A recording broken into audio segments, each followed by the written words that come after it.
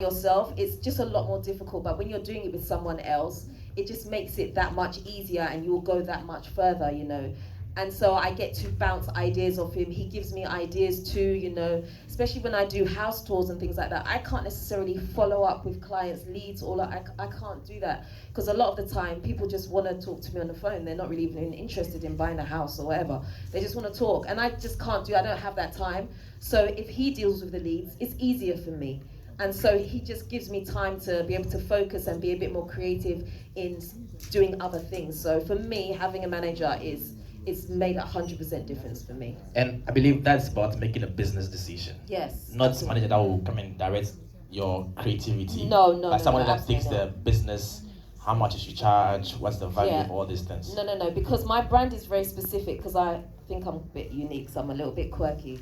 So, and I don't want anyone to take that away from me, When I do my videos, I don't over-edit them, because I like all my mistakes to be in my videos, because I want you to see that I'm human, I make mistakes, and I don't want someone to come in and wipe all my videos so that they look perfect, because I'm not perfect. So I want it to be, when you meet me, how you saw me on camera is how I am in person. So I wouldn't want to erase that, because that is my brand.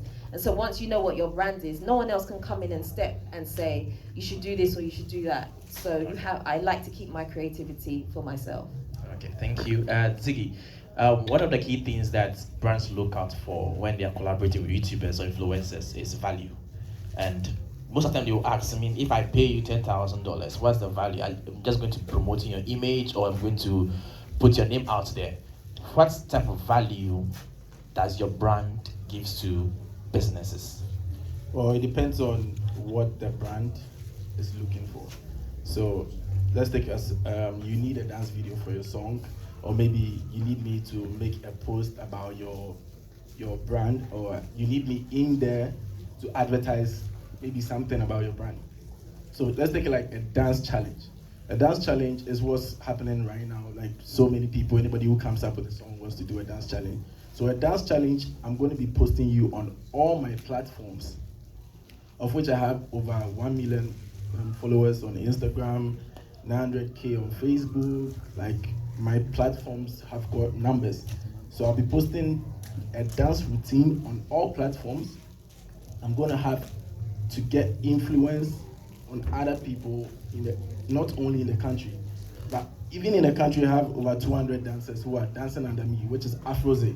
So imagine you bringing your song to me, and I'm going to distribute it to them with my choreo. So everybody's going to join in, and also I go international people.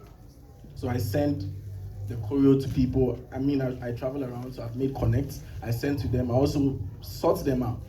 So obviously, if you give me your song, it's gonna go viral. I'm handling Yemi Alade's new song called Body, and if you go on her page, there are like over 100 videos on her page right now. It's gone viral because of the connects I've got here and outside. So with me, the value is confirmed if you make that choice to come for a dance challenge, or maybe for your brand. I've got the numbers, and I have dedicated fans who would want to see whatever I'm posting there. They are interested in seeing. I'm working as a gym instructor, a dancer at a gym called Matrix Gym, and I'm also advertising the place. I recently made a post of the place, went around to show them about the stuff, and yeah, people are engaging. I've had calls from them saying so many people are coming in there. So you just need to have a dedicated fan base. Exactly. If your fan base is dedicated, you shouldn't see any worry purchasing me as a brand, because my fan base is dedicated. So if you pay this amount, the value is confirmed. Yeah. It's not like halfway. It's like, because we worked so hard to get to this point. So we make sure that anything you give to us, we deliver fully and very perfect. Okay. It's good that you guys are amazing. Ameyaw Sheldon, it's good that you guys are all amazing. You meet up the targets for the brands that you are working with. But there again, we still have some influencer YouTubers. When you pay them, they are reluctant to even deliver what you are paying for them. In your work as an influencer for lots of brands, working with like various brands, what should be the attitude? What should be the approach for YouTubers to ensure that what the businesses are paying for, they are delivering that, even if more than that, but not below? Well, so as an influencer or as a creator, it is important that you don't burn bridges with some of these brands, because eventually there's going to be a word of mouth in that community, and they are going to, oh, I approached this guy to do this for me. He didn't do it. I didn't get the ROIs. I didn't do this, and you see, it will go a long way to affect your brand when it comes to brands approaching you for gigs like that. So me, for instance, when a brand approaches me, like, I want you to do something, it's like my life depends on it. I remember when Kia approached me to create a content about the World Cup so that they will get people to participate in a challenge, and they will select people and take them to Qatar or wherever they want to do. So I was not in the country, I was in Belgium. Then there was no way we could come up with a content idea that would, in that kind of environment. So we had to drive outskirts of outskirts of the country to go. I think we were in Antwerp. So we had to drive outside to go, create content. We had to sit there, edit it, make sure it fits into whatever they wanted me to do.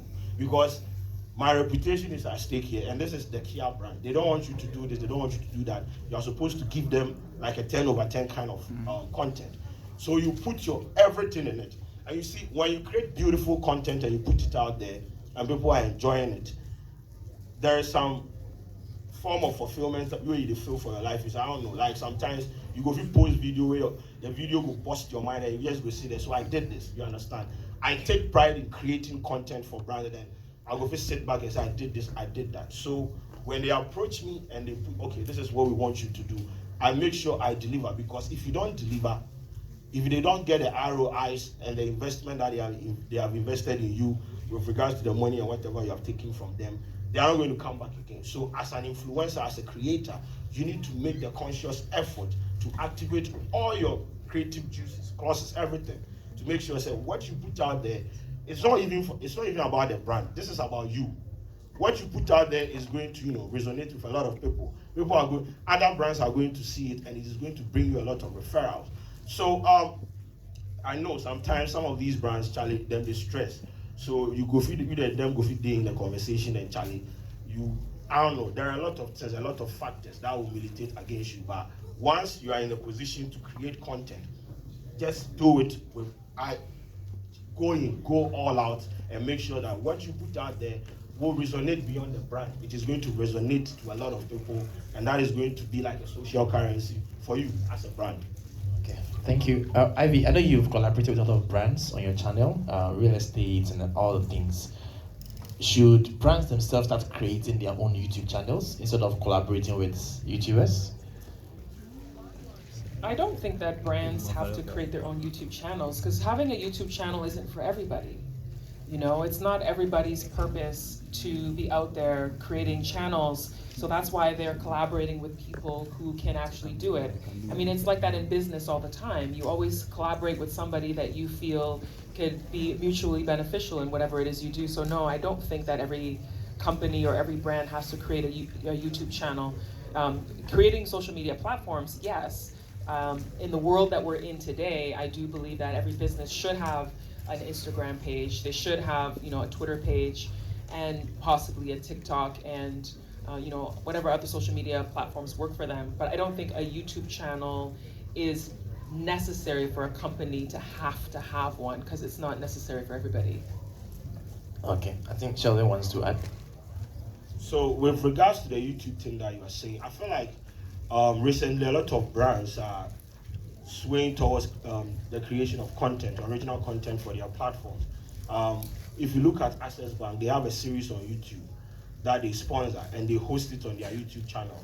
GT Bank started a YouTube channel some time back, so that they invest in original content. And in the course of the content creation, they certainly place their their logos, their whatever, their brand logos or whatever information they want people. They put it in such a way, say, as you are consuming the content, it go pop up, then you will see. So a lot of brands are engaging creators to collaborate on content creation. So in the course of that, instead of going to their page and finding sign up, buy this, buy that, when I come to your page and you're a brand and you are selling everything, you are like every post on your page is about buy, sign up, do this, bro, I'm out. And also the algorithm, it no go help you. Once you put something that is suggestive that, oh, you are redirecting people to a certain website to go and buy or do it, they will depress the reach. So that is why brands like Access Bank, you see them, their videos, some of the series that they do sponsor, it has gone viral. And in the video, they are not advertising Access Bank as a brand, but you have their logo somewhere. And that is basically creating awareness for the brand. They didn't have to put it in your face that this series is brought to you by Access Bank. It was certainly, why do I keep saying praise? God damn it.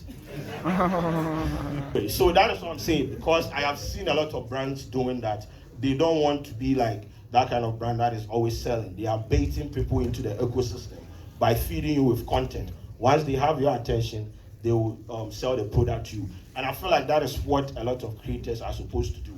You know, you need to create, you need to get that kind of dedicated audience, then eventually you will monetize it. But when you start and you have the 1,000 subscribers and the watch hour and you want to make $1,000 and things without even having any value proposition, there's going to be a problem.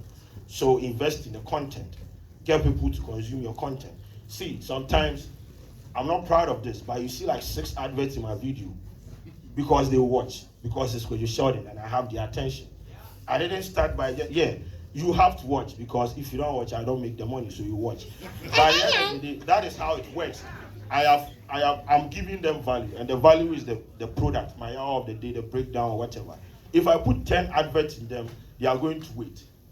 So if you don't build this kind of fan base, who are going to be dedicated, who are going to behave, when you don't create content for a day, it's like people have withdrawal syndromes and things. Yeah, it's crazy. I go through that thing a lot. Like, yo, when are you going to create video? When I was in Qatar chilling, people were asking, bro, I can't chill in life. I can't chill in life. All right. And that's something that businesses have been doing, you know, from the beginning of doing advertising. It's always about establishing a relationship with your potential consumer, and he has built a relationship with his audience. They love him. They always want to keep coming back to him and seeing what it is that he's produced. It's the very reason why people drink Coca-Cola, even though it's one of the worst things that you could be drinking, because they've created a brand where they have advertising that shows you a life experience. You know, it shows you having fun and you're smiling and everybody's having a good time, because they've created something that makes you feel connected. And I think that's what all the people here on the panel have done. They've established a relationship with their followers. Do you think